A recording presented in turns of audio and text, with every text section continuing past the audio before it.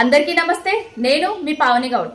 తెలంగాణలో మున్సిపల్ ఎలక్షన్లు వచ్చేసినాయి. తెలంగాణ రాకముందు మన పట్టణాల పరిస్థితి ఏ విధంగా ఉండే, తెలంగాణ వచ్చిన తర్వాత బాపు కేసీఆర్ గారి సారథ్యంలో మన పట్టణాల పరిస్థితి ఏ విధంగా మారిందో అని గమనించుకొని ఓటు వేయదలసిందిగా కోరుకుంటాను.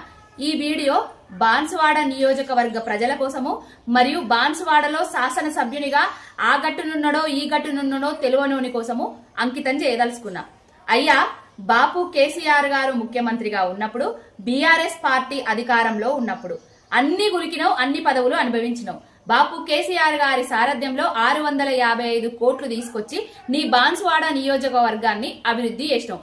ఇప్పుడు కాంగ్రెస్ లకు పోయి అభివృద్ధి కోసమే పోయినా అని చెప్పినావు. మరి కాంగ్రెస్ లకు పోయినాక ఎన్ని వేల కోట్లు తీసుకొచ్చినావు, బాన్సువాడకు ఎంత అభివృద్ధి చేసినావో చెప్పాలి. హైదరాబాద్కు వస్తేనేమో బీఆర్ఎస్ గట్టంటాను, బాన్సువాడకు పోతేనేమో కాంగ్రెస్ గట్టంటాను. ఇప్పుడు బాన్సువాడ మున్సిపల్ ఎలక్షన్లల్లా బీఆర్ఎస్ అభ్యర్థుల గెలుపు కోసం తిరుగుతానవా, ప్రచారం చేస్తానవా, లేకపోతే కాంగ్రెస్ అభ్యర్థుల గెలుపు కోసం తిరుగుతానవా, ప్రచారం చేస్తానవా? ఒక్కసారి చెప్పాలి.